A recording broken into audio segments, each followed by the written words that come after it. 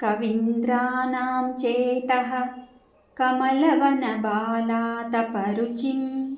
भजन्ते ये सन्तः कतिचिदरुणामेव भवतीं विरिञ्चिः प्रेयस्या तरुणतरशृङ्गारलहरी गभीराभिर्वाग्भिर्विदधति सतां रञ्जनममी सवित्रीभिर्वाचां शशिमणिशिलाभङ्गरुचिभिः वसिन्याद्याभिस्त्वां सह जननि सञ्चिन्तयति यः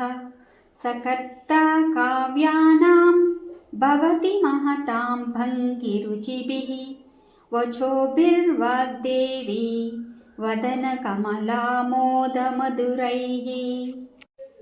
तनुश्चायाभिस्ते तरुणतरुणिश्रीसरणिभिः दिवं सर्वामुर्वीम्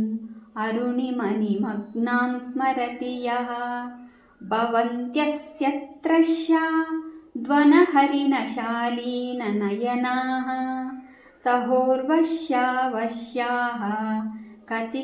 न गीर्वाणगणिकाः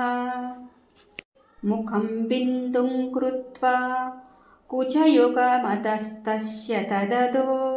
हराद्दां ध्यायेत्यो हरमहिषिते मन्मथकलां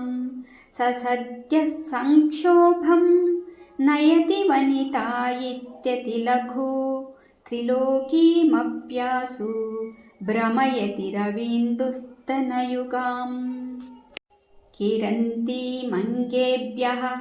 किरणनिकुराम्बामृतरसं हृदित्वा मादत्ते हिमकरशिलामूर्तिमिव यः स सर्पाणां दर्पं शमयति शकुन्तादिप इव ज्वरप्लुष्टान् दृष्ट्या सुखयति सुधाधारसिरया।